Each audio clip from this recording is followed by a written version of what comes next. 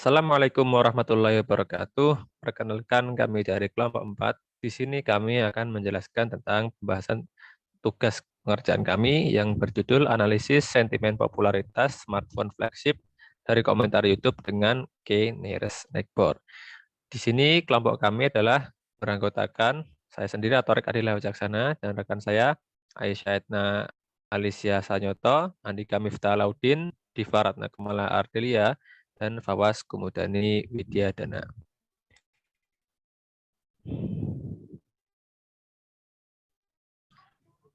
Selanjutnya, project overview dari project kami yaitu seiring perkembangan zaman, teknologi semakin berkembang. Salah satu teknologi yang saat ini berkembang pesat adalah teknologi ponsel pintar atau smartphone. Beragam merek dan jenis smartphone bermunculan. Masing-masing memiliki kelebihan yang ditawarkan untuk menarik pelanggan. Produk-produk tersebut memunculkan berbagai komentar dan ulasan dari pengguna. Penelitian ini mengambil 3 jenis smartphone sebagai objek analisis ulasan, yaitu Samsung Galaxy S21 Ultra, Google Pixel 6 Pro, dan iPhone 13 Pro Max. Data ulasan diambil dari tweet pengguna terkait ketiga smartphone tersebut.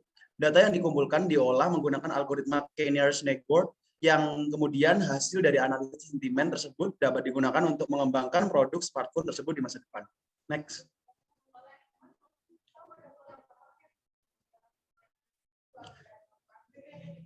Tujuan penelitian dari penelitian kami adalah yang pertama, analisis sentimen menggunakan algoritma K-nearest neighbor dengan membagi ke dalam 3 kelas nilai, yaitu positif, negatif, dan netral. Yang kedua adalah data dikumpulkan melalui platform YouTube dengan kata kunci iPhone 13 Pro Max, Samsung Galaxy S21 Ultra, dan Google Pixel 6 Pro. Yang ketiga, pengolahan data menggunakan metode web scraping dikarenakan metode ini memiliki konsistensi sintaks dalam berbagai bahasa pemrograman dan fleksibel. Yang keempat, tools yang digunakan dalam mengolah data adalah menggunakan Python.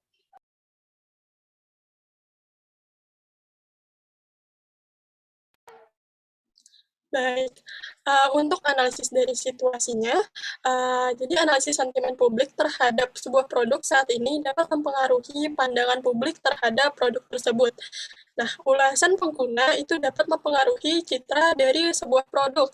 Mengingat saat ini juga ya, tingkat kepercayaan seseorang terhadap sebuah produk dipengaruhi secara langsung terhadap ulasan pengguna lainnya terhadap produk tersebut. Nah, analisis sentimen dapat membantu dalam melakukan klasifikasi terkait sentimen pengguna terhadap sebuah produk gitu ya. Nah, berdasarkan situasi tersebut, kami menawarkan solusi dengan melakukan analisis sentimen publik terhadap produk perusahaan tertentu dengan menggunakan algoritma K-nearest neighbor dengan menggunakan metode pengumpulan data web scraping melalui sumber data yaitu YouTube. Bisa di next. Oke, di sini terdapat outline dari proyeknya ya. Yang pertama itu ada data gathering, yaitu mengumpulkan data yang diperlukan dalam penelitian. Nah, data tersebut berupa review produk yang didapatkan dengan text mining. Nah, yang kedua itu ada import library. Di sini tujuannya untuk mengimport library yang digunakan untuk menyusun model klasifikasi. Lalu ada pre-processing, yaitu untuk melakukan proses pre-processing untuk mengolah raw data yang sudah terkumpul agar siap untuk dilakukan proses pembuatan model pada tahapan selanjutnya. Lalu ada exploratory data analysis, yaitu untuk melakukan analisis terhadap dataset yang sudah dimiliki, bertujuan untuk menemukan informasi atau pengetahuan yang belum diketahui sebelumnya. Lalu ada splitting data, yaitu untuk membagi antara data uji dan juga data latih.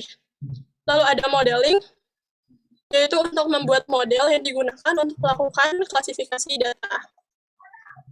Nah, selanjutnya ada evaluating model, yaitu untuk mengkaji model untuk mencari kekurangan dari model tersebut. Yang terakhir itu ada tuning model, yaitu untuk proses yang digunakan itu untuk meningkatkan akurasi dari klasifikasi data itu sendiri. Ini bisa di next, materi selanjutnya akan disampaikan oleh Aisyah. Baik, untuk kajian pustakanya, jadi penelitian ini kami menggunakan rujukan jurnal dengan judul jurnal adalah An Effective Decision Support System for Social Media Listening Based on Cross-Source Sentiment Analysis Model oleh Pietro Dunsen. Nah, di mana jurnal ini membahas bagaimana melakukan analisis sentimen menggunakan DSS. Dalam proyek ini, sistem pendukung keputusan disajikan yang mampu secara efisien mendukung perusahaan dan perusahaan dalam mengelola kampanye promosi dan juga pemasaran di berbagai saluran media sosial. Nah, dalam DSS-nya ini akan memperkirakan reputasi merek yang terkait dengan perusahaan tertentu dan memberikan umpan balik tentang kampanye pemasaran digital yang dilakukan. Intinya dari DSS adalah sentimen analysis engine yang mampu memperkirakan sentimen pengguna dalam hal polaritas, yaitu 3 polaritas, yaitu nilai positif, negatif, dan netral, yang diungkapkan melalui komentar-komentar publik. Nah, sentimen analysis engine sendiri didasarkan pada model klasifikasi teks pembelajaran mesin yang awalnya dilatih dengan menggunakan aliran data nyata yang berasal dari berbagai platform media sosial yang mengkhususkan diri dalam ulasan pengguna. Nah, dalam hal ini, dalam jurnal itu menggunakan contohnya adalah studi kasus TripAdvisor, sedangkan pada penelitian kelompok kami menggunakan studi kasusnya adalah smartphone dengan 3 jenis smartphone. Nah, di mana untuk platform jejaring sosial yang digunakannya, kami menggunakan YouTube. Sedangkan dalam jurnal ini menggunakan Facebook, Twitter, dan Instagram. Pendekatan ini diberi label sebagai analisis sentimen lintas sumber. Setelah beberapa diskusi tentang desain dan implementasi dari DSS yang diusulkan, jurnal ini menyimpulkan bahwa model mencapai akurasi lebih tinggi dari 90%. Kemudian model tersebut dimasukkan ke dalam DSS yang diusulkan. Sedangkan untuk penelitian ini, untuk hasil akurasi dan hasil penelitiannya dalam pembagian klasifikasi sentimennya akan dijelaskan berikutnya. Setelahnya, pada akhirnya kampanye dilakukan untuk menggabungkan aliran data yang berasal dari sosial media nyata dari perusahaan populer yang termasuk dalam skenario yang dipilih. Mungkin berikutnya terkait penjabaran demo hasil penelitian akan dilakukan oleh Andika Miftah Laudin dan Atorik Adila Wicaksana.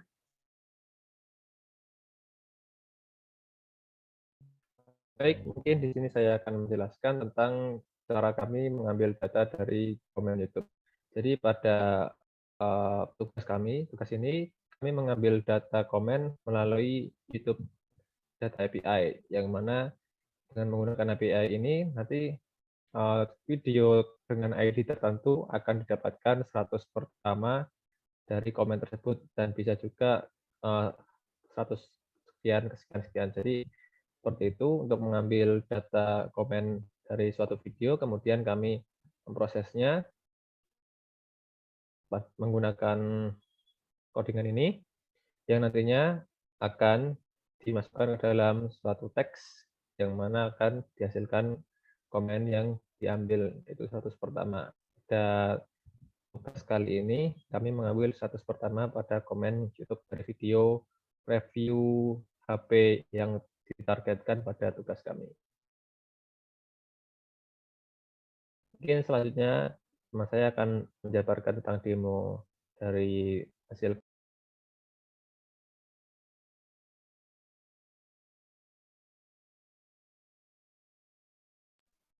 Selanjutnya saya akan menjelaskan mengenai bagaimana cara kami melakukan modeling untuk penelitian ini. Yang pertama, tentunya mengimport library yang digunakan. Di sini kami menggunakan Pandas untuk membuat data frame, NumPy untuk memproses array dan angka. Kemudian menggunakan scikit-learn untuk algoritma KNN dan library TextBlob untuk mengambil sentimen analisis.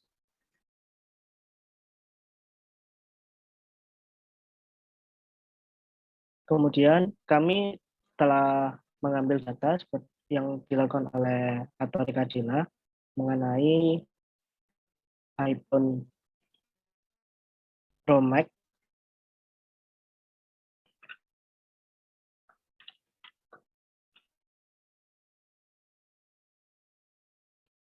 seperti berikut. Ada 100 data yang berhasil dikumpulkan.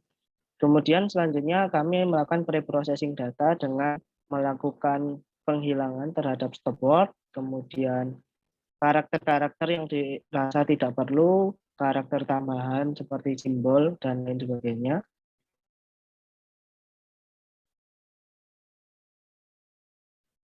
Kemudian kami melakukan analisis sentimen menggunakan library TextBlock, di mana TextBlock sendiri memiliki database atau dataset dari leksikon milik dalam bahasa Inggris, sehingga ditentukan ketika ada kata-kata tertentu maka dapat digolongkan ke dalam 3 kategori, yaitu positif, negatif, dan netral.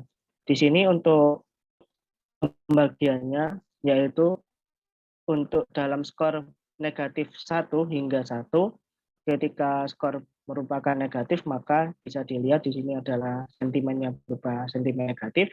Kemudian jika skornya di antara 0 sampai 1 merupakan sentimen positif, dan jika skor 0 maka dia merupakan sentimen netral.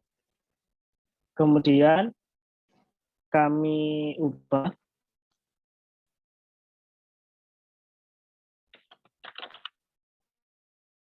sentimen ini ke dalam sebuah array yang kemudian kita encode, sehingga nantinya sentimen yang bertipe string ini akan berubah menjadi angka.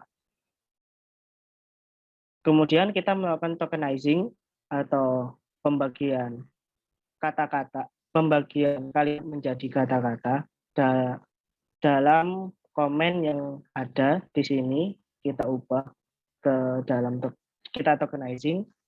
Kemudian setelah kita tokenizing, kita masukkan ke dalam train test split. Jadi kita bagi datanya, ada yang untuk pelatihan model dan ada untuk testing model. Di sini kami menggunakan rasio 30-70, yaitu 30 data test dan 70 data train.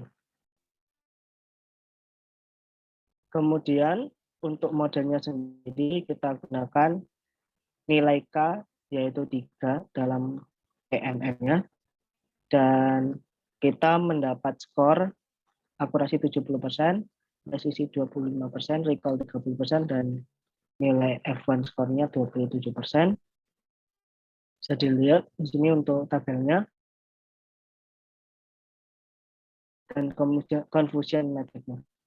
Mungkin sekian dari demo produk untuk analisis kami.